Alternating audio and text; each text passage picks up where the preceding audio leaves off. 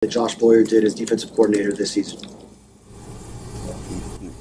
I was very, very proud of the defense, the coaching staff, and the players on how on the specifically at the very end of the season.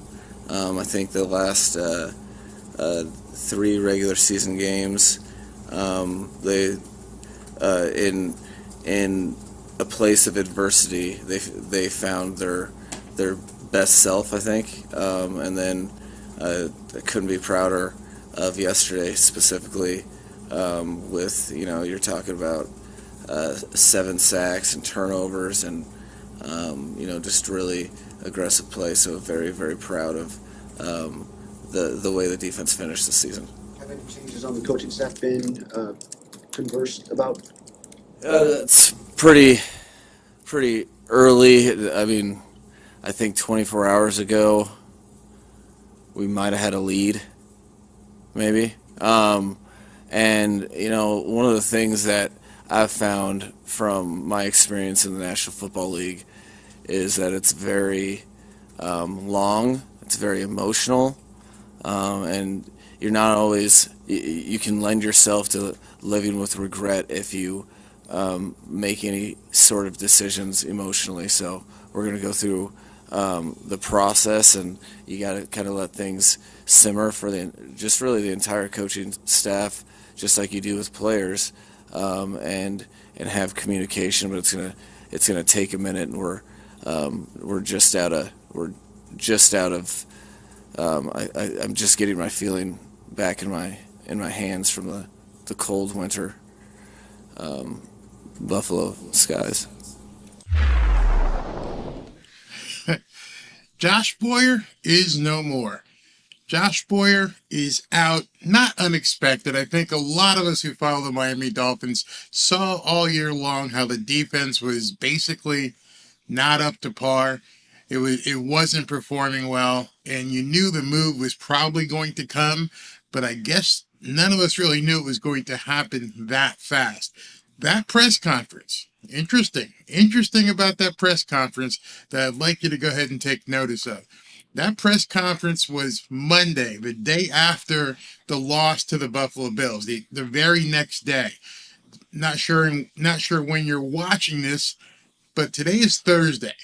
So in less than 3 days, they went from praising the play of the defense and how proud they were of the defense to he's out.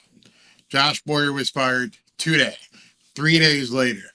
It seems that Barry Jackson had the scoop as he normally does. Barry says here that undone by injuries, poor third downs, too few takeaways, too many blitzes at cover zero was crazy, that didn't work. Some curious decisions, including that 3rd and 18 against the Chargers. He had total control of the defense, which was 18th in yards allowed per game, but 24th out of 32 teams in scoring defense. 24th out of 32 teams in scoring defense. Many of us watched every single game. I broadcast every single game live, and we saw every single game except for like one. We had to basically hold on and hope that the Dolphins could hold on and win. Even with the Texans game where we thought it was out of hand, at the end they started scoring points, and it ended up, obviously the Dolphins were victorious, but at the same time we just saw them coming back. So what Barry says here is absolutely correct. His second tweet was, as for Boyer replacements, then Vic Fangio. A lot of people were talking about Vic Fangio, but I don't know about that because he's been tied to Sean Payton. So I'm not sure how that's going to work. Then also, as we know about Sean Payton, one name he doesn't mention here, he doesn't mention Lovie Smith. Lovie Smith, I think, is a great defensive mind. He just got fired from the Houston Texans as their head coach, but I think he would be a great defensive coach. And by getting rid of Boyer, now we've excised the entire boil of wound that was associated with that guy, Brian Flores. No more Flores, nothing to do with Flores. He's gone. That was it. Cleared house. I wonder why they had to clear house of any Brian Flores guys, Could somebody be coming in? But that's another story. Barry Jackson continues. He says the Dolphins also dismissed safeties coach Steve Gregory, outside line coach, let me get that up there, outside line coach, linebackers coach Ty McKenzie after one season. Boyer was involved in both of their hirings. However, defensive line coach Austin Clark, inside linebacker coach Anthony Capinelli, both holders from the floor staff, and then Sam Madison remain. So looks like there might be some holdovers there, but it's early in the week. It's only Thursday. It's only 3 days after the season ended for the Miami Dolphins. So very interesting turn of events here. Not that we didn't expect it. I just don't think people expected it so fast. I mean, they wasted no time getting rid of Boyer. None. I mean, everyone knows that during my broadcast, I basically had this funny meme that I would keep saying and playing over and over, but it seems like it did him in himself. And here's Boyer and the famous meme that I kept playing all season long. And don't beat yourself. I think that puts you in the best position to win. Yep, he's gone. He is absolutely gone. So Vic Fangio, Lovie Smith, who knows who emerges here to become the next defensive coordinator for the Miami Dolphins. It obviously is not going to be Brian Flores. He's being interviewed, by the way, by a bunch of teams as head coach. I hope they all don't get sued if he, ends up not being there, if they end up not taking him as a head coach. So Boyer's out. Now I just want you to focus on something. That is when I just played that press conference, and I'll play a little bit of it again, or actually I'll show it and I'll talk under it maybe just so you guys can see it.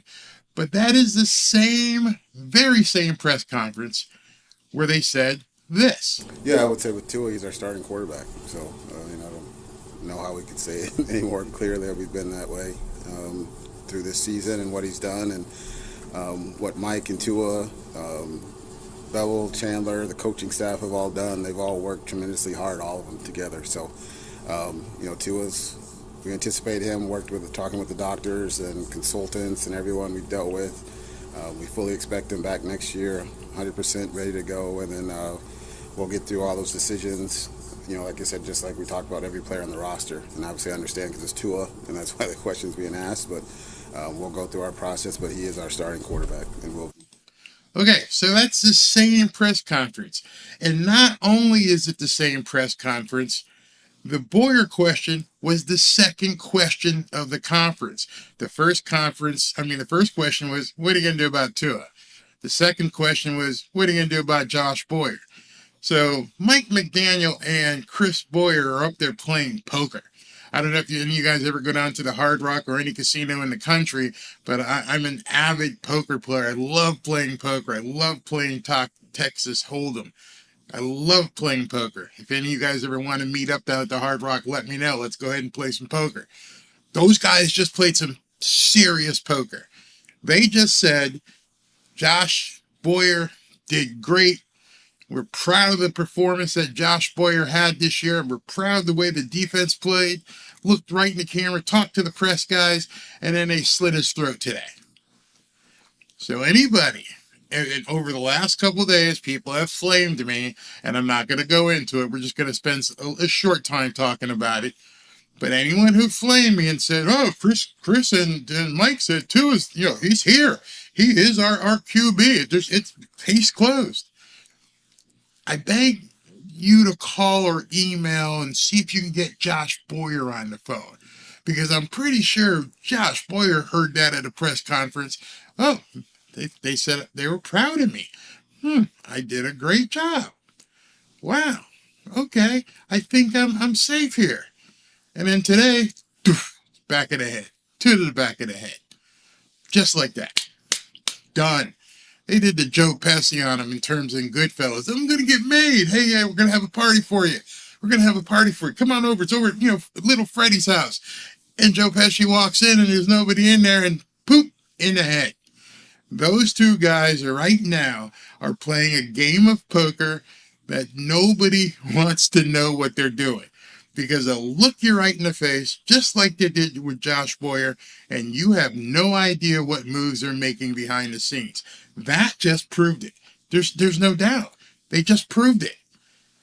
If you didn't hear it, go back and rewind, if you want me to play it again. But they looked at the people talking. Mike McDaniel made some jokes. I felt like I was watching The Godfather.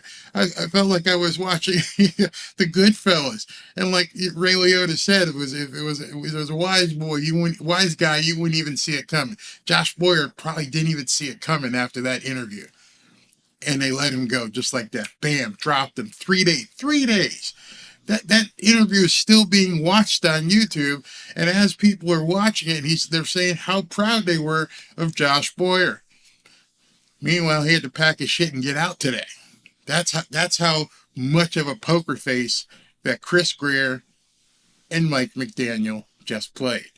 And so I'm not going to belabor it. We're gonna pretty much just go into comments now. I just want you guys to let me know what you feel about Josh Boyer being whacked literally 3 days after the press conference where they applauded him and said they were proud of the job he just did. And does that whacking do anything to make you suspect now in regards to the answer of the first question? The first question is, hey, what's up with Tua? Oh, it's fantastic. I just want to let you guys all know, Tua is our quarterback going forward. I 100% anticipate him being here and being the starting quarterback next year. Oh, okay. Next question. What are you going to do about Josh Boyer? Oh, we're so proud of the defense and the way they played this year. I can't believe they played so well. And behind door number 2 was a whack job. So you guys can believe what you want. I'm just showing you in the same press conference what these two guys had to say. James, no, he actually, I'll play it again. You're saying he only praised the players. No, he didn't.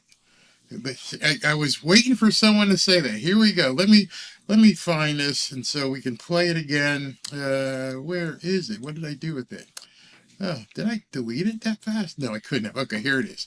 All right, so James Steele and some other guys, if you guys didn't hear it, and maybe I misheard it, I'm going to listen to it with you.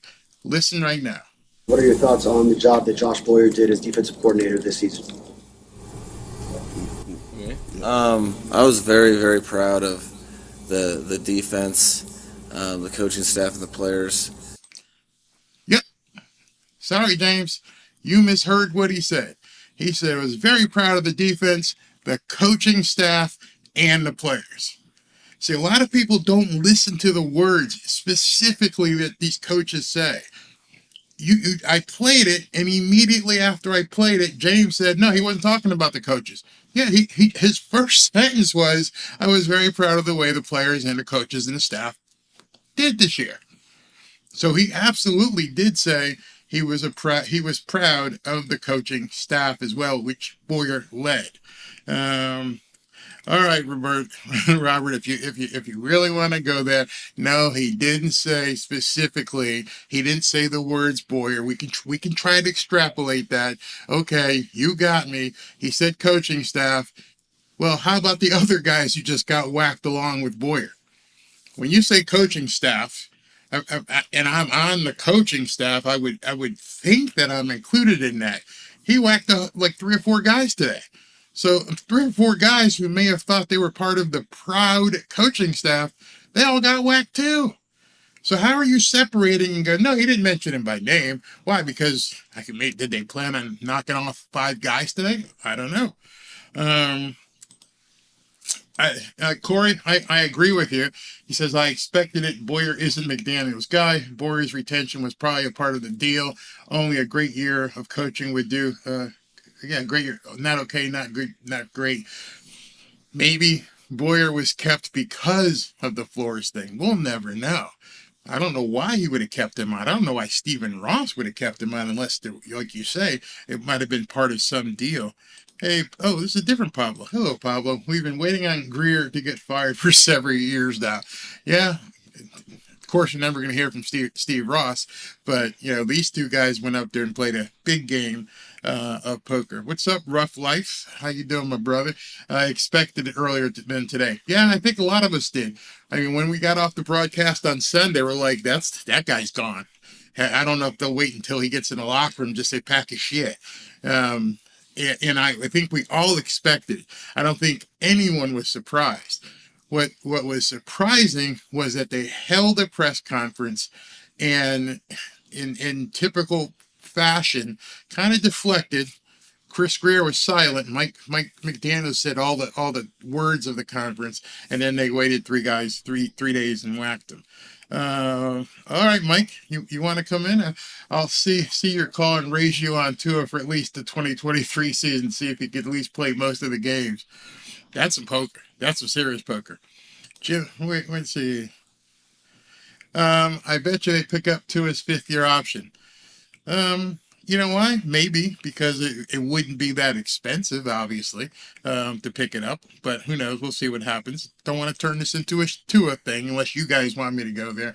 So we look for a 4-3 guy, a 3-4 mix. What are your thoughts? Always so well thought out, man. Thank you. Well, that all depends. I think you got to go 4-3. You got Jalen on one side, you got Chubb on the other side, and you got two beasts in the middle with Wilkins and Sealer. So if you've got those four guys up front, and then of course you got Raekwon Davis, and also you've got there's a guy coming off an injury, Emmanuel Ogbah. So I think your defensive front is pretty much set. Linebackers, Duke Riley, a couple of these guys. Also, you got Ingram up there too, big guy. So I think you have to go with the 4-3. It's just that you may have to do some maneuvering to get a linebacker or so. If Jalen Phillips is still playing after all his concussions throughout the years, Tua ain't going anywhere, dummies. I don't think there's been anybody who said that Tua was leaving forcibly. I don't think anyone has said he's going to get cut, traded. I don't think that's been said by anybody. The only debate is whether he is QB1A or QB1B or whatever. But nobody, I don't think they'd be in their right mind to cut him or trade him. No way. Let's see. Dan O.B. What's going on, Dan O.B.? Time to talk about the Dolphins and not Tua until we know for sure. Yep. Only thing we know for sure is today is that a bunch of the defensive coaches got whacked. Now, you guys who are in business and have managers and GMs under you, if you own your business, at what point does the buck stop with the guys you've hired? So Mike McDaniel got thrust into a situation. He probably didn't have the authority. He probably didn't have the capacity, currency, if you will, to say, I want these guys out. So that was probably a Chris Greer decision.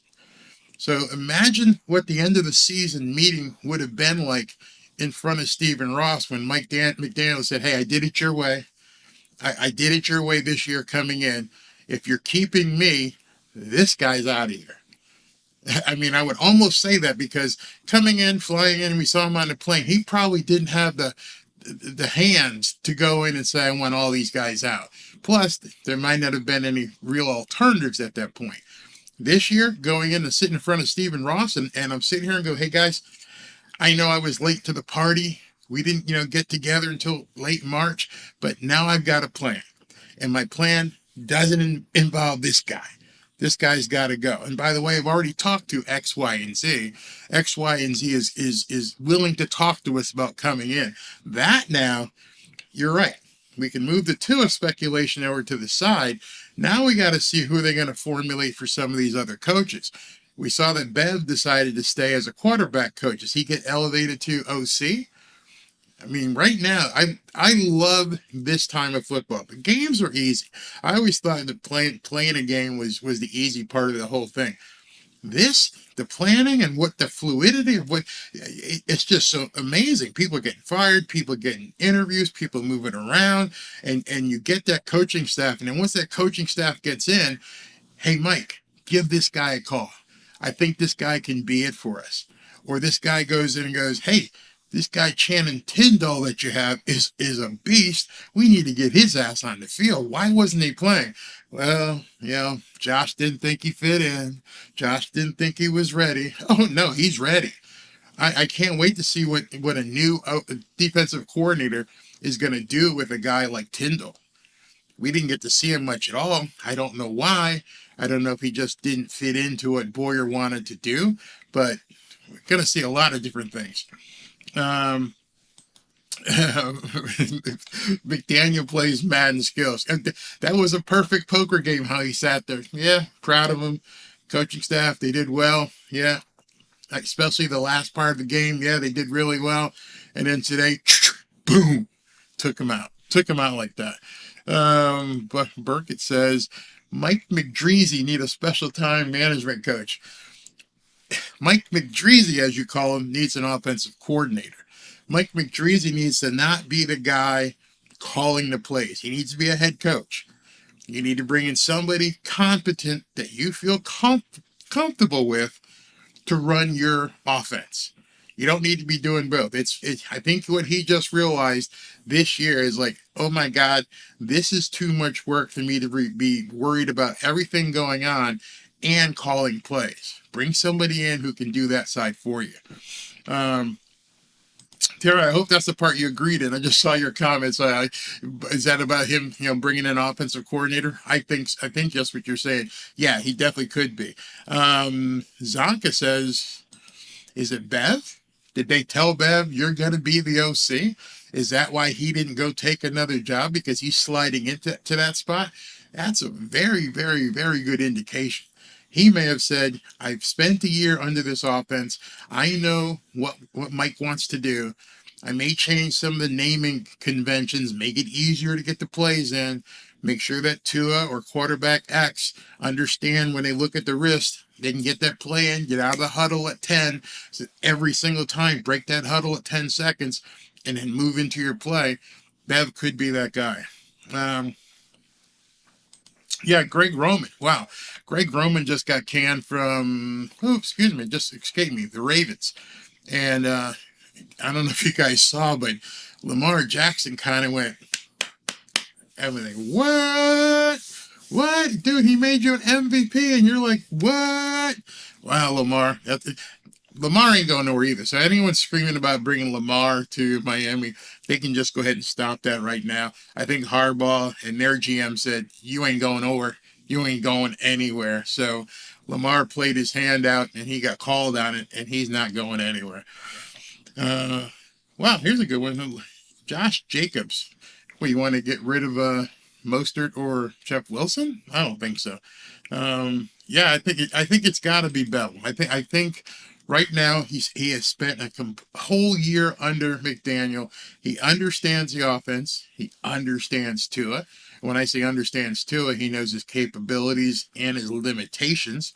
So he knows them both. He knows the same data about Skyler. If I were Teddy, I'd be calling the moving guys and packing up. But no, again, he lives here. So I don't know if Teddy's going to get a call from anybody, but his days might be done. But there's a lot of teams out there that could use a second or third string quarterback. So watch him get a call from the Jets or somebody. Aaron is the only quarterback I'd want aside from our guy. Man, but his price tag, you're talking about Aaron Rodgers, his price tag is just huge. I mean, he's due to get paid $53 million from the Packers next year. I don't know how you walk away from $53 million. I'd hold a clipboard and wear a baseball hat for 12 months if I was getting $53 million, unless you just don't care and don't need the money. You say, listen, if I go down to Miami, hey, they might pay me $20, $25. I'm okay with that. But other than that, why would you walk away from $53 million? Whew. Bergen says, but poor whoever gets Teddy. Teddy's just going to be that guy that, when you need, you get a call in from somebody who didn't show up.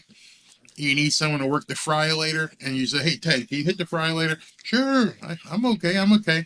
Besides, I'm sure he'll make the call to Stevie Wonder and Ray Charles and figure out, where should I go play quarterback? Wow, IMD Brown. You think that if the Chiefs don't win it all, Steve Spagnuolo will be fired? So they could go all the way to the Super Bowl, lose, and you think they'll fire him? Wow, that's ugly. Um, okay? So this is a good question. Is Teddy leaving for sure? I can't say that. I don't think anybody can say for sure. I think it makes 99% sense to get rid of Teddy. I don't think Teddy is the quarterback of the future or even as a second quarterback because Skyler's going to beat him out next year anyway. So, bring in another quarterback as we've been talking, bring in another quarterback, keep Skyler at number 3 and have Tua and somebody beat it up. Ray Finkel is the only missing piece from us going to the Super Bowl. Who's Ray Finkel? Maybe I'll do that. Dwayne Jones, see, you're going to get me in trouble. This is when the insane clown posse comes out. You say, I'll take TB12 all day. That's right. All day is QB2. You think TB12 wants to be QB2? I don't think that's going to happen. I think if there's anything that happens, that they bring him in to compete. And if he competes, I don't know. Everyone's talking about it. I've been talking about it until TB12 or Aaron says where they want to go. I've heard today somebody were talking about Cooper Rush. It's got to be somebody really good. I mean, all these other teams, you had, the Cowboys, Dak Prescott gets hurt. Cooper Rush steps in and goes, 4-5-1?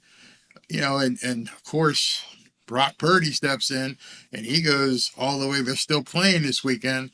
And our guy steps in and can't do crap.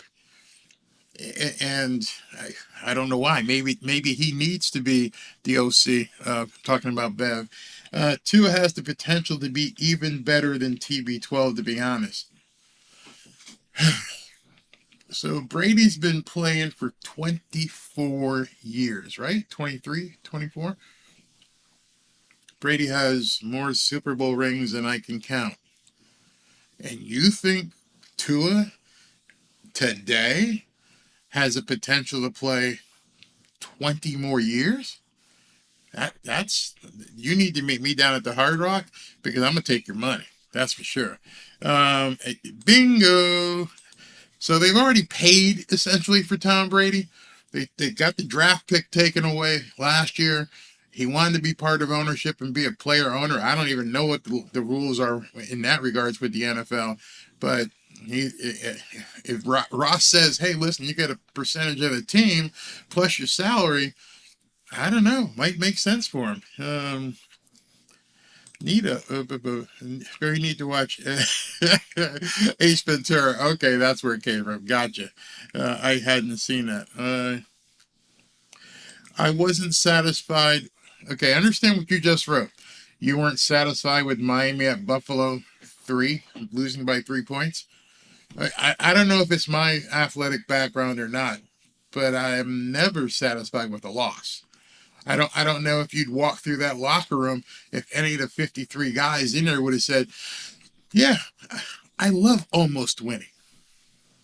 I love almost beating somebody else. I'm happy with that. I'm happy with not winning. That doesn't happen. That never happens. And if Mike McDaniel walked through the locker room and he heard somebody saying, hey, man, it's not bad. We only lost by 3. Pack your shit. I don't want somebody on my team who's happy with just losing by 3 points. Bye, Boyer. This is interesting. If Skyler switched with Purdy, do you think Purdy would look as good with our coaching and offensive line? Well, I saw that Purdy was a lot more mobile, which really got me watching Buffalo because all of us have seen Skyler's college tapes. Did they put a noose around his neck and say, do not run? Were they so afraid of Teddy coming in that they said, Skyler, we can't have you running around because if you get hit and get hurt, we'd have to bring Teddy in and Teddy bit finger inside of his glove? I don't know, because we've all seen it. We've seen the game films from Skyler last year. The Skyler we saw on the field this year wasn't the same guy we saw in his highlight films. I was watching him running RPOs left and right, running 20, 30-yard touchdown runs. And in Buffalo, there were times when he had a lot of space in front of him and he didn't take off. I don't know. You have to think, I guess, that they told him, we can't afford to have you go down, throw it away, whatever, slide, but don't run. That had to be part of the game plan because he did look like he had the wheels to take off. Bennett will have to will take a minute to adjust to the NFL. Are you talking Stetson Bennett? Stetson Bennett, 25, 26 years old. You think he's got the brain capacity? I think he's got the vision. Do you think he has the arm and the athletic ability to play in the NFL? Maybe. Teddy, hey Gary, what's going on, man? Teddy's too injury prone, need a durable backup quarterback, have to move on from Teddy. It went too fast, but there was somebody who had mentioned, what's his name? Taylor Heineke and possibly Minshew, the guy with the mullet and everything. I don't know if those guys are capable of taking over a team. What we've seen from Tua, it isn't like somebody that needs to come in and mop up. Skyler can do that. If you're up 35-6 and you just need someone to mop up, yeah, Skyler's fine. The problem with the Dolphins, they need someone to basically take over the helm of the ship and drive it, sail it, whatever word you want to use. And our backups couldn't run the ship. So we don't need, in my estimation, somebody like, Heineke or Minshew. How about Matt Ryan? He's an older guy. He's not going to come along with the price tag of a guy like Tom Brady, but he's a guy who could step in and run the ship. I've heard some people talk about Baker Mayfield. I didn't know if he was going to be available. Baker? I'd take a shot at Baker. I would take a shot at Baker. He's enthusiastic. He's young, crazy. There's some guys out there. Chuck, you're absolutely right. There's no question. I think that's a given. I think we all believe, hey, stop. Forget everything. Fix the offensive line first. Now, one name who I mentioned on a couple of my broadcasts that I'm surprised, well, I shouldn't say he survived. He survived so far. He hasn't been taken out back yet. But Matt Applebaum from the offensive line coach, that offensive line, the snapping problems that Connor Williams had, there was plenty of high snaps. Eichenberg was missing assignments. I mean, there were times where Eichenberg would just completely whiff, not even touch somebody. And so you got to wonder if their blocking schemes weren't correct. Did they not know how to block for Mike McDaniel's offense? I've never seen somebody completely whiff on so many plays like Eichenberg did. As you know, I've got my thing here from Notre Dame. I watched Eichenberg all the way back when he was playing at Notre Dame. He didn't do that. He got to the Dolphins and then started just missing assignments. He wasn't that undisciplined when he was at Notre Dame. He was a stud at Notre Dame. And then all of a sudden you come to the Dolphins, you can't even block? You're just missing people? I don't know. Sal E says changes are good when it will improve the product. The Dolphins' defensive adjustments this year were lacking. Yes. Second half adjustments. Have you seen what Xavier Howard has said? He's apologized for his play, says he's got to get better. Not sure if he was just had lingering injuries, but he knows. He knows what he saw and what we saw this year is not going to cut it. Not going to cut it going forward. Daniel Taylor says, Samuel Brady lost Giselle for this. What if? I don't know if you guys have been following. Okay, you're going to take me down a rabbit hole. You guys follow the FTX scandal and how both of them got a ton of money from FTX, and when that whole thing shit the bed, and it's in court right now, and there's all kinds of Department of Justice investigations, it's liable that Giselle and Tom got divorced. So now I'm going to take you down a conspiracy theory road. I have no foundation for this. I have nothing to bury. You're crazy. You're just out there. So this is what I'm going to tell you. Those of you who don't live here may not know anything about the homesteading laws here in South Florida. Let me just say this. O.J. Simpson lives here, and the parents of the Simpsons, of the woman he killed, allegedly killed, have like a $30 million judgment against him, and they can't collect a dime. Can't seize his house. Can't do anything against him because he's on an NFL pension. So, imagine you're a high-profile couple, and you've got all this money. What would be a great way to hide that money? Instead of being in one pile, it's now in two. Hey, we're divorced. She had to pick up a $20 million house. I got to pick up a $20 million house. Now we've both shielded $40 million between us. Homesteading, you can't touch someone's personal residence. If they were married, you can only get one personal residence. Being divorced, you got two personal residences. And whatever that property is worth, you can't touch it. It's my homestead. That's why a lot of people have yachts and homes here and don't even live here most of the time because of the homesteading laws.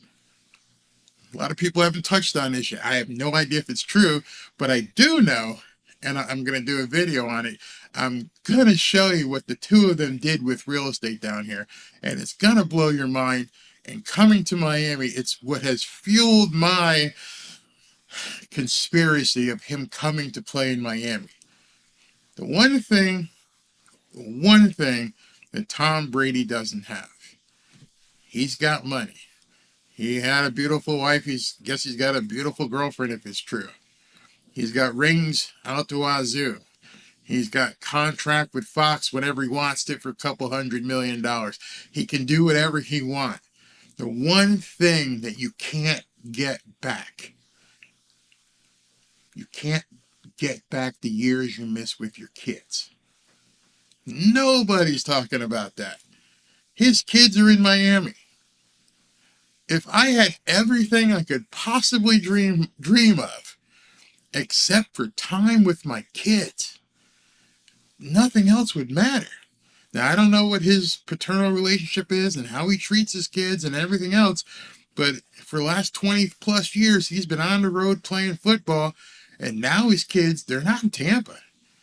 His kids are in Miami.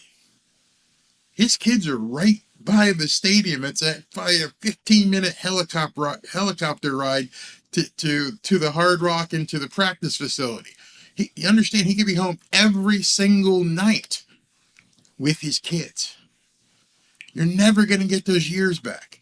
If any of you guys have ever gone through a divorce and had a horrible custody arrangement, the one thing somebody with everything in the world that he has that you will never get back is the time with your kids. And that to me is worth more than a $20 million salary because I got all the money in the world, but I can be home every single night with my son and daughter. Every single night. I just take the helicopter back to my house and the kids are there every single night.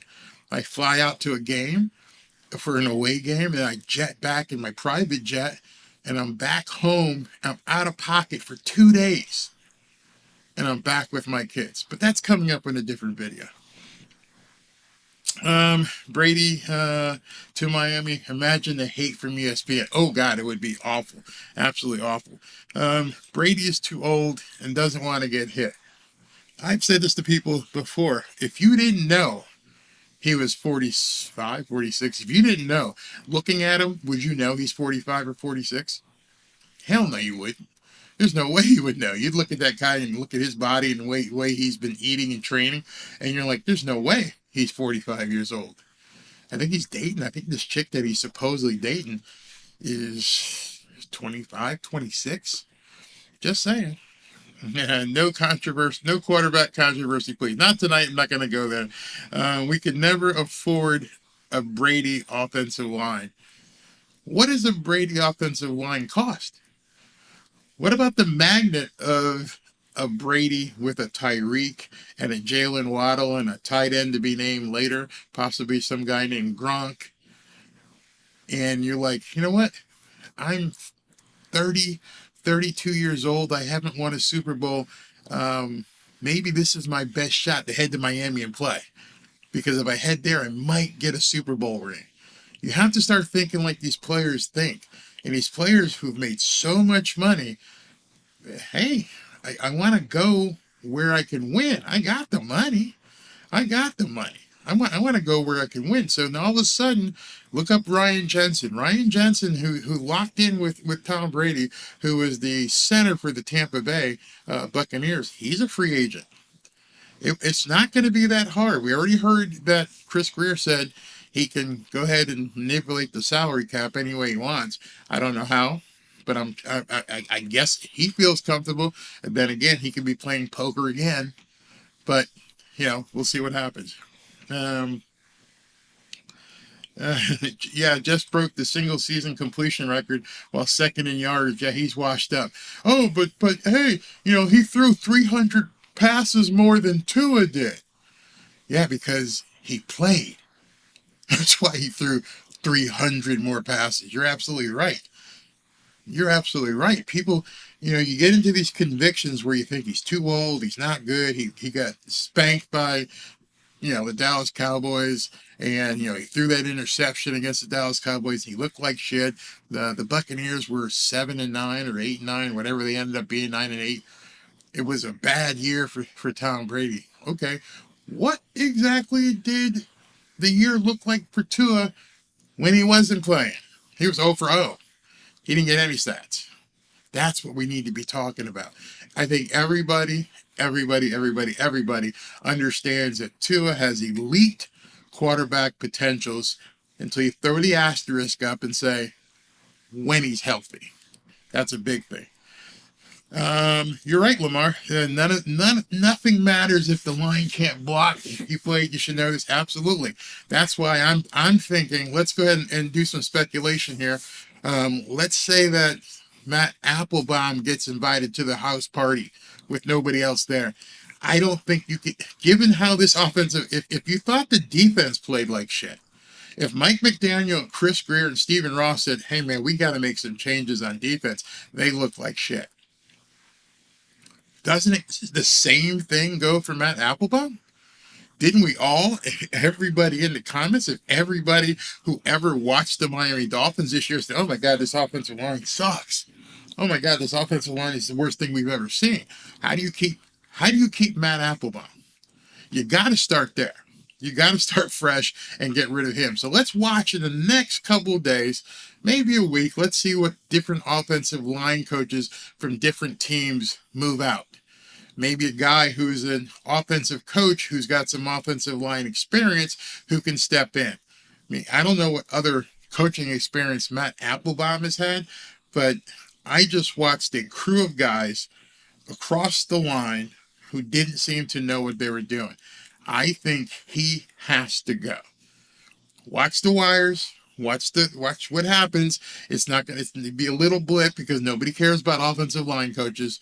But if you see the name Matt Applebaum, understand we're mentioning it right here. And I don't think anybody would be surprised if the offensive line coach got whacked. Let's see. I think you meant Gronk. You may be on your phone. Let me just say Gronk would run through a wall for Brady. Oh, yeah. Yeah, you can bet your ass. And that's what I'm talking about. I got my phone here. I just can imagine. Hey, Gronk, I'm heading to Miami. You in? Yeah, I'm on my way. That Rolodex that Brady has, none of the other quarterbacks except for maybe Aaron Rodgers has. I don't think, could be wrong, I don't think he's going to Las Vegas. I don't think he wants to take another year away from his kids. That's been my secret in ace in the whole time I've been talking about Brady. Nobody's asked me, and it's his kids. That to me, what kind of father are you You spent the last 20 years on the road, and now they're getting into their formative years. I think they're like 12, 14 years old. You're divorced. You got to step in, man. You got to be dad. You have to be dad right now. So that's been my thing. And what does he? Enemy of credulity. If we get Jensen along with Brady, put Williams back to left guard, then we just boom. You see what I'm saying now? You see how the puzzle pieces begin to fall in? It's not just a 45 or 46-year-old quarterback. It's the other parts of the puzzle that are attached to his back. You guys have got to stop thinking very short-sighted. If Brady comes, he's not coming alone. He may come with Gronk. He may come with Jensen. He may come with a couple other guys. There's another big free agent on their offensive line. Yeah, we're talking about a 3-hour ride from Tampa to South Florida. Just saying, there's a whole lot of picture here.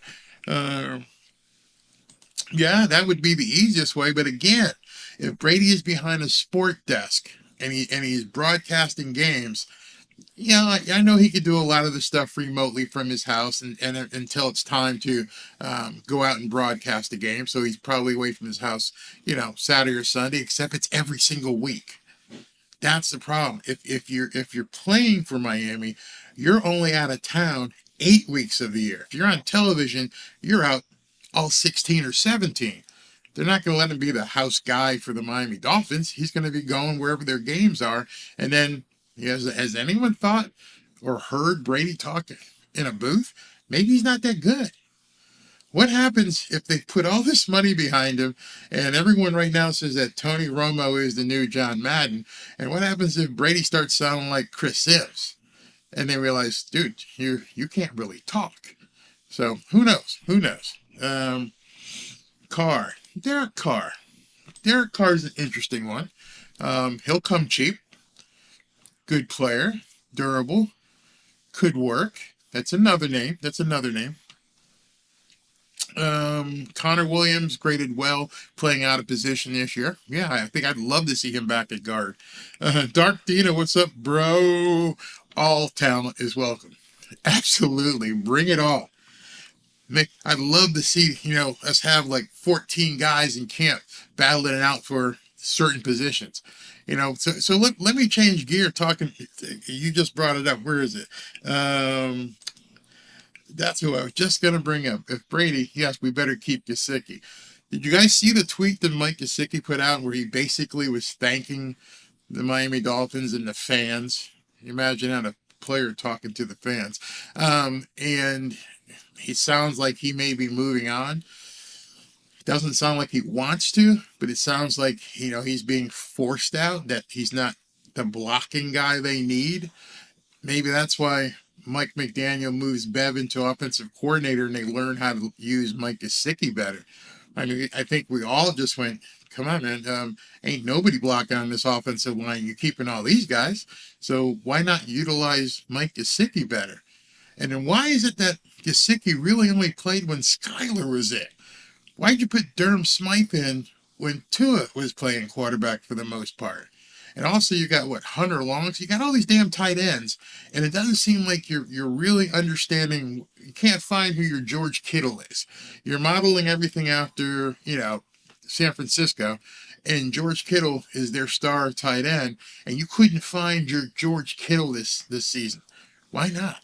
I couldn't. I don't know why you couldn't find him. Here we go again. Brady is 46 years old. I don't think he could win a division anymore, let alone a playoff game in the AFC. Think? Okay. Am I going to do a video about the upcoming season? I a little bit of pumping the brakes on that. Here's why. Between now and OTAs, there's going to be so much shit happening. We'll probably get involved deeply with the draft, but Dolphins ain't really drafting anybody unless there's some trades and stuff like that. So it's going to be tough to talk about the upcoming season other than the schedule until we know who's on the team. till we know who's coaching this team. I mean, to this day, today is January 19th. And I'm just going to say this, say what you want, but with this team has not heard from Tua Tagovailoa. I mean, this team, the people, no one has heard from him other than a couple guys on the team since December 25th. So there's a lot going on. I don't know how we could possibly talk about the upcoming season yet when we're still basically figuring out what the hell's going on. And I think we're going to see a lot of fluidity in the next couple of weeks. A lot. Let's see. Andrew says this Brady obsession is weird. Let's stop. You guys go so far, and you're talking about obsession. This is football. There's no obsession. And the talk of Brady ends as soon as he gets up in front of a microphone and says, hey, here's where I'm going. But right now it is all speculation. But obsession? Why do you guys get to this point where you allow yourself to think it's obsession and craziness? And no, this is that time of year. This is the time of year, and it really hasn't even started yet, guys. Understand, it really hasn't got going. We still have, 2 or 3 weeks left of the season. Got to get through the Super Bowl, see the players finish the season. And then from, beginning of February, let the games begin. So if you're concerned about it being, a obsession with Tom Brady right now, you're going to see a lot of people talking about Brady. You're going to see a lot of people talking about Aaron Rodgers. You're going to see a lot of people talking about Derek Carr. These are all guys who themselves haven't decided what they want to do. I don't want to be like Aaron Rodgers last year, but I don't know if you guys remember, it seems like every day for 5 months we kept trying to figure out what's Aaron Rodgers going to do. He kept stringing Green Bay along till right up to May. These guys are the premier people in the NFL, and you're like, it's an obsession. No, it's sports. It's the news. I don't get it. Why you think it's obsessions? Might as well bring back Chad Pennington. Is he playing somewhere? Did Chad Pennington play last year? Because I don't think I saw him in the stats anywhere. Brady is a narcissist. Okay. Greer already said Tua is a starter. I don't even know how to address that. Mike McDaniel said in the same press conference that he was proud of the defense and the defensive coaches. This show was about him 3 days later whacking the defensive coordinator. Just took him out after just saying X, Y, and Z. Yes, Greer said in the press conference that Tua is a starter today. There's no way he's going to tell you, are you sure? Are you 100% sure that no deal could possibly take place that could make things different? That's what you guys have, because nobody knows right now where anybody is thinking about going. And if they do, they're not going to tell you. What if Aaron Rodgers was having a conversation right now with Stephen Ross, Chris Greer, and Mike McDaniel? You think they're going to come out and tell you? They're not going to tell you. They're not going to tell me. We're talking high-stakes poker here, where everybody right now, their agents are picking up phones and calling Adam Schefter and calling this guy, and they're trying to figure out what they're going to do, and fans are sitting back, oh, nope, never going to happen. Chris Greer said he's the man. Come on, man, don't be that naive. Please don't be that naive. Don't address it. Some of these comments are so ridiculously funny. I don't understand it. It was funny. Omar Kelly posted. He goes, "How many times do I have to tell you?" He put up something. I wish I could find it. Let me find this thing by Omar. It was so funny. I'm gonna put this up because it's so true. Here it is, Omar Kelly. I've got to just put this up. Here it is right here. So Omar Kelly put this up today. let me go ahead and get rid of that comment so you can see. Because how many times do I have to say I believe in Tua? How many times do we have to go through this over and over and over again?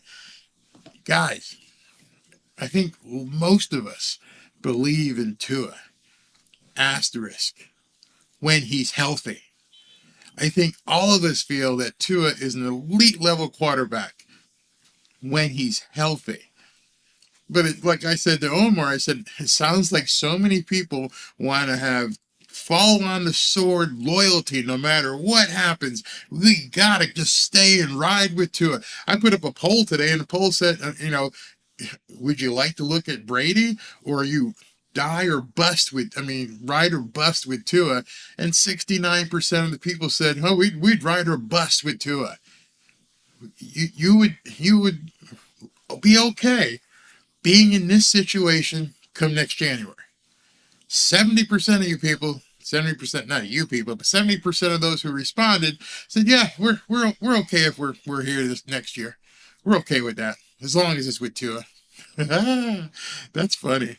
Let's see what we got. I didn't want to make this a Brady show, but you guys want to talk about it. Would Brady give us that more of a chance, though, realistically? Well, he played 17 games this year, lost in the playoffs, but he played them all. So I think that's realistically, I could go through more stats, but let's just stop there. He played 17 games in an NFL season at 45 years old. Our 24-year-old quarterback missed 5 or 6 games. So is it realistically to think that he can give us a shot, give us a chance? I think you're answering your own question.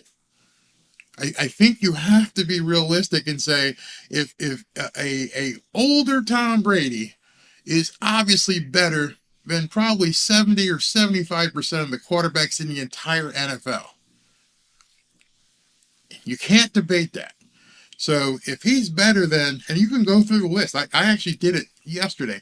I opened up and said, okay, Jets, no quarterback as of right now. And just go down the line and see all these teams that don't have a quarterback. Yeah, he's still viable. He played. So right off the bat, that number one stat, GP, games played. GP, games played. It's the first stat in every column. You don't even have to go further. You can hold up a piece of paper and just say, games played, 17 or 18, whatever the number is. And then go down to it. It's right there. We're in a different thing. Yeah, Gilbert. And this 46-year-old guy threw for 4,600 yards. 4,600 yards. Yeah, he's 46 years old. We all know that. He played 17 games the entire season. Probably, and what's funny, he doesn't look like his old self. He didn't play as good as he used to. Brady's losing it. Wow. How many quarterbacks currently in the NFL threw 4,600 yards? I'll tell you. 3. It was him, Mahomes, and I think there was one other guy that threw that many yards. That's it. Nobody else. So this 46-year-old guy who's slipped, who's lost a step, who's not as good as he used to be. I remember there being a Toby Keith country song. And a Toby Keith country song, I'm not as good as I once was, but I'm good once as I ever was. This is how I look at this kind of stuff, okay? And imagine what he'd do with an elite, not just one right receiver. Imagine him with 2 elite wide receivers. And here's something else. I guess we're talking about Tom Brady. What do you think the other players on the Dolphins team right now are going to do when people who said we're ride or bust with Tua? And so you're saying you don't care if he happens to lose 5 games, be out 5 games next year. You think the rest of the nucleus of the team is going to sit around in Miami, renew contracts? If you think that, I got another thing to sell you. If you think Tyreek and some of these guys are going to oh, I understand Tua's hurt again this year. No, okay, I'll wait around another year to see if something happens. You're crazy. I would be crazy to think that, and I don't think a lot of people realize that the rest of the team signed up because Tua was there. They said, hey, listen, we believe in Tua. And now you've got guys in that locker room who are looking at their long-term deals, or prospects rather, and saying, can I do this again?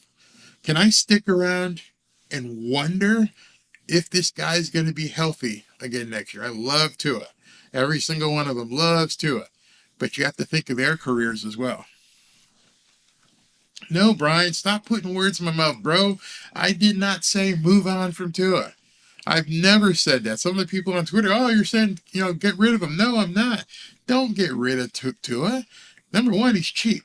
He's still on a rookie deal. He's not getting paid big money, so he's still on a rookie deal. Number two, whoever you bring in, I don't care if it's Brady. I don't care if it's Carr, Aaron Rodgers, Baker Mayfield, what's some of the other names? He's going to have to compete. He's going to have to up his game.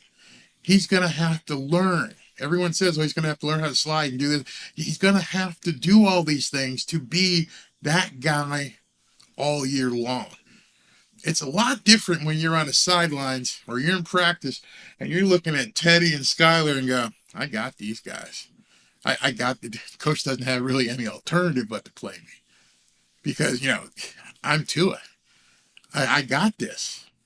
Now, imagine Tua at the same practice seeing Tom Brady or Aaron Rodgers or Derek Carr or Baker Mayfield. You're not guaranteed getting on the field on Sunday. You were guaranteed to be on the field Sunday with Skyler and Teddy, as long as you didn't get hurt. The other guys, if you bring in somebody like those players, you're not guaranteed that you're going to get the ball on Sunday. These guys may show coach something in practice and go, hey, Tua, you're going to have to sit this one out, grab the clipboard and a headset because he did better than you. And I'm trying to give you some insight in terms of the football mentality, but every single guy in that offense, I mean, Sauce Gardner, who we all know cheats his ass off and holds, but he's a rookie. There was somebody in front of him. There was somebody whose place he took. Sauce Gardner came into the Jets and said, who's in front of me? I'm taking your job, man. I'm coming for you. You're not guaranteed to play on Sunday. As long as I can do what I need to do, I may take your job. And he ends up being an all-pro.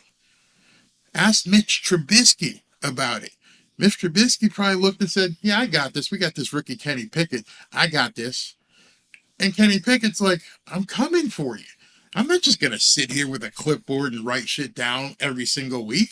My job is to come for you and make you better, make myself better, and see if we can compete. You didn't have that with Skyler and Teddy. Tua knew every single week that he was healthy. He knew every single week there was no chance one of those two guys was taking his place on Sunday afternoon. That is a very, very comfortable position to be in. Now, just imagine, and I'm not being obsessed with them, I'm just mentioning names. Now, just imagine on Wednesday through Saturday, you're competing with Tom Brady, Aaron Rodgers, Derek Carr, insert name here. What do you think, Jimmy Garoppolo? Now you're no longer sure that you can outperform this guy.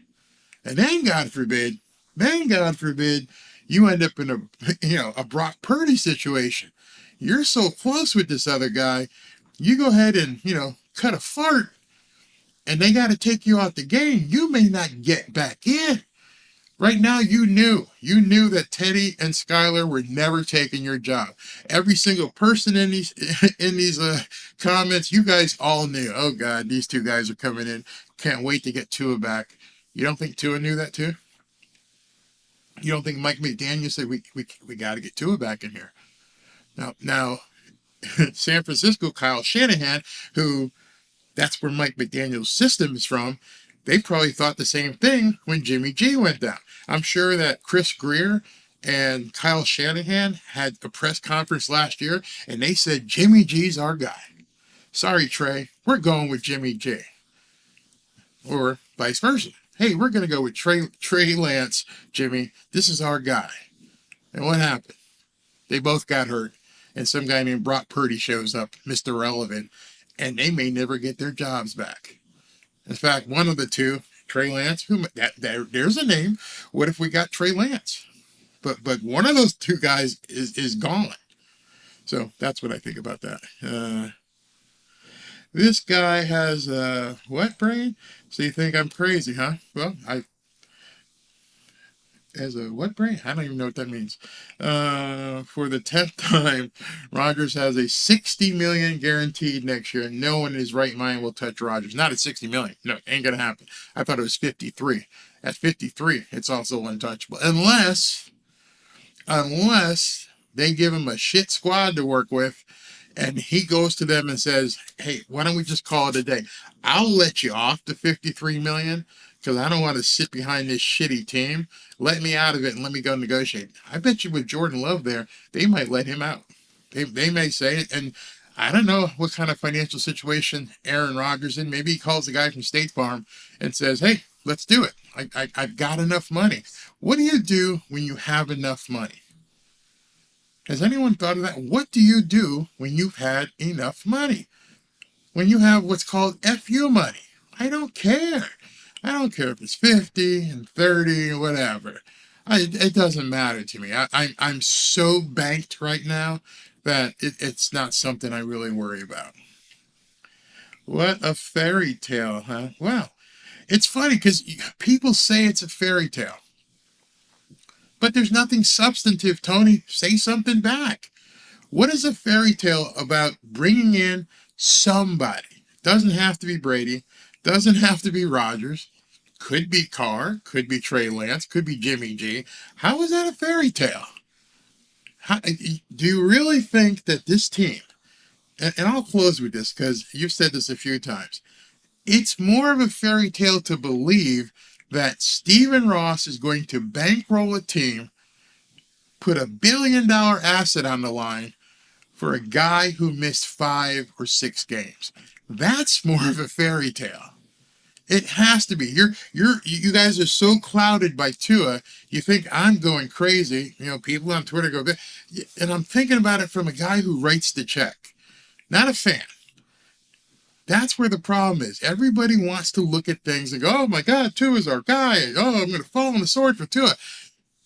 I write the checks. My name is Stephen Ross.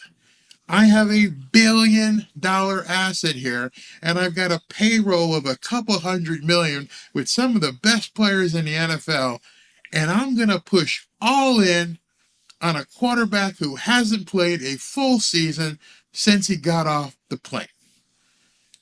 That's a fairy tale. That is a fairy. That's off your rockers. If you think, and it's funny because people don't put themselves in that position. It's ride or die with Tua. Ride or die? I got $1 billion invested in here.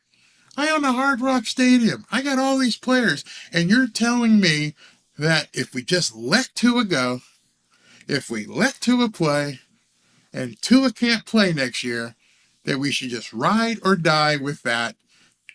And that's okay. As I said in the video yesterday, I am one of Tua's biggest supporters. I love Tua. I love what he stands for. I love everything about him. I think he is an elite level quarterback, asterisk, when he's healthy. Right now, Stephen Ross cannot afford to be that guy and hope that Tua makes it. And just so I can let you guys know in closing, neither can Chris Greer and Mike McDaniel. If you walk into Stephen Ross's office in Miami and you go up to the elevator and you go up to the 40th floor and you say, boss, here's what we're going to do. We're going to get someone like, I don't know, Minshew as backup quarterback. We're going to use Tua as number one. He's our number one guy. And this is who we're going to get behind. We think he's going to make it. We're going to teach him how to slide. We're going to get him the big kazoo helmet. We're going to spend some time in the offseason with the WWE showing him how to fall. And I would let you give your pitch. And I would say one sentence to you. Are you willing to bet your job on what you're saying? And so if Mike McDaniel and Chris Greer are sitting there going, yeah, I'd bet my job on this, then yeah, you may be right. It may be a fairy tale. But I'm thinking that a billionaire who has built up a good portion of Miami, who has done all these successful things, is not going to leave his $1 billion investment in the hands solely of a quarterback who is yet to play an entire season for him. And you say what I'm saying is a fairy tale. How can that be? I mean, just put the other hat on, turn it around. You're now Stephen Ross. Are you telling me, and you can answer me, would you do that? Would you put your entire investment of owning an NFL team and all these players that you've assembled, would you go ahead and put that in the hands of a quarterback and solely? I'm not saying, of course, we want to start him, but are you going to put it solely in the hands of a quarterback who has not played a full season since he got off the airplane? And if you are being honest with yourself, that's the fairy tale, not me thinking about who we're going to bring in. How much is Tua worth? We're about to find out eventually, because he's not getting the big contract right now. There's no possible way. It's not going to happen. Like Mike Florio said, talk is cheap. If you think Tua is the man, and you think Tua is the guy long term, sign a contract now. Extend it right now. Don't wait until camp. Go ahead. There's no reason. If you're 100% sure, and people got pissed that he said it, but it's absolutely true. If you feel, like you said in that press conference, that he's 100% the starter next year, okay, put your money where your mouth is. Sign the contract, give him the big bag, and prove that you believe you're putting everything you're going to ride behind to it. Do I think that Tampa didn't have elite wide receiver talent? No, Godwin and Mike Evans are good. They're not Tyreek and Waddle by a long shot. Not even close. How did Brady get 4,600 yards? Well, because he threw 700 plus passes. I think his average completion rate was 6.5 yards. I mean, in the Dallas loss, he threw 66 damn passes, which tells you what? There was no running game. There was no way they could run, so he just kept throwing, and they were behind, so he had to keep throwing. Let's see, good, bad, and the ugly. Yeah, I mean, 100 ante, I don't get it. People are upset with me. I've seen it on Twitter, but I can't be any more real than I am. I'm not being fake. I'm just trying to say, if you're Stephen Ross and you have $1 billion+ business, you've got to make decisions that further your investment. And I don't, people are using their emotion in their heart. I don't get it. Chris Miles says, think about it. You got Skyler and Tua, a couple of the youngest quarterbacks in the league behind +1. Yeah, if you had someone come in there, yeah, I think Brady plus Tua could do it if Brady wanted to play. I don't know. I have no idea if he'd even be interested. I don't know if they could even afford it. What I do know is you can't put every egg in the basket behind Tua. Just can't do it. What do the Dolphins and the Bucs have in common? Crap O-line. That's why I said watch out for Matt Applebaum. I think we've got some players. I don't think they were coached correctly. Tua got bobblehead. Oh, yeah. I'm pretty sure that if Brady did come here, it's not a fairy tale to think that, Gronk would probably join him. If they don't like what you say, just log out. Well, I mean, I'm not that guy. I try not to block people on Twitter. I try not to ban people here. But when you spew out something, And you say, hey, it's a fairy tale, Tony. How is it a fairy tale? That's all I'm saying. Oh, okay. Greer picked Skylar knowing the Purdy family personally. I didn't know that. Didn't know that at all. Terry Romans. What's up, Terry? If I had to pick a backup for Tua for about $8 million, I would pick up Jimmy G. He won't get hurt watching Tua. He's proven he can step in and play. Jimmy G could be a good guy. Jimmy G might be that guy. He knows the system. But the only thing with that, and the Tua people are going to get pissed off, myself included, is if Tua goes down, does he get back on the field? You understand that. Everyone be prepared for that. Tua, if he comes back, because we still haven't heard, Tua comes back. Because let me go back to that. The only person we've heard from is Chris Greer. Even during that press conference, I'm not sure if Mike McDaniel said a word. Chris Greer said we're 100% behind Tua. Were they saying that for Tua's benefit? Because we don't know yet. Tua hasn't said, I'll be back. Tua hasn't said anything about, I can't wait to get back into camp with everybody. I look forward to taking this team to the Super Bowl. Nothing's been said. So, I don't know. I don't know, and we'll have to see. No, you don't get cap space, but here's something. You got X-Man making $1 gazillion. You got Teron Armstead making $1 gazillion, and this guy making all kinds of money. And you go in and you start restructuring. You're like, we're going to take $2 million off of yours, $4 million off of yours, put it on the back end, extend it out 3 years. We're going to pay the new quarterback $15 million in bonuses, so it's not hitting the cap this year. And we're going to spread it out and give you $1 million a year. And in year 2026, we can cash you out for $20 million. I mean, there's all kinds of ways that the math can go. Mo Fool says, I knew there would be injury issues with Tua when he drafted him, but this is terrible. Yeah. No one, I didn't know it would be this bad. And as of right now, we don't have any indication where they said he's not prone in the future. Okay, let's say we buy that. I don't know if a neurologist would believe that, but let's say he's not prone to concussions and he wasn't prone to concussions. Has anyone discussed what if Buffalo wasn't a concussion? And that's what the doctor said. Buffalo's not a concussion. All right, so if we all believe that, what the hell happened to his back? How did you collapse and no one talked about the back injury? Everyone go, he's got 3 concussions. No, let's just go with 2. And if we go with 2, what the hell was that? No one's ever talked about it. If Brady or Rodgers come to here, it ain't to compete. I don't want to hurt people's feelings, so I didn't say that either. I mean, that's why I said QB1A and QB1B.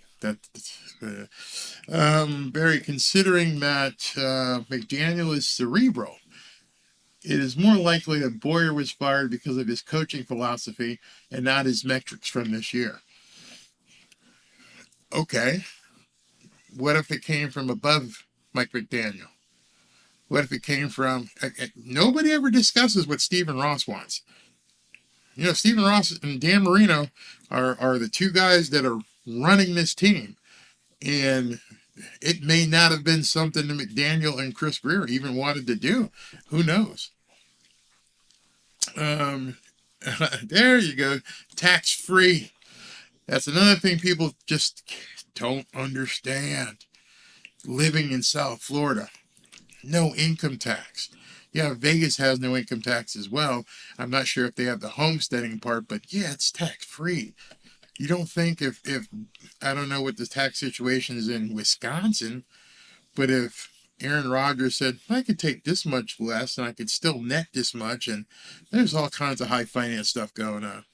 Let's see. Rodgers' salary in 22, his signing bonus and an option bonus were $58 million. Why the hell did Green Bay give a 38-year-old guy $58 million and then trade away his wide receiver? Duh. What the hell were they thinking? $58 million. Wow.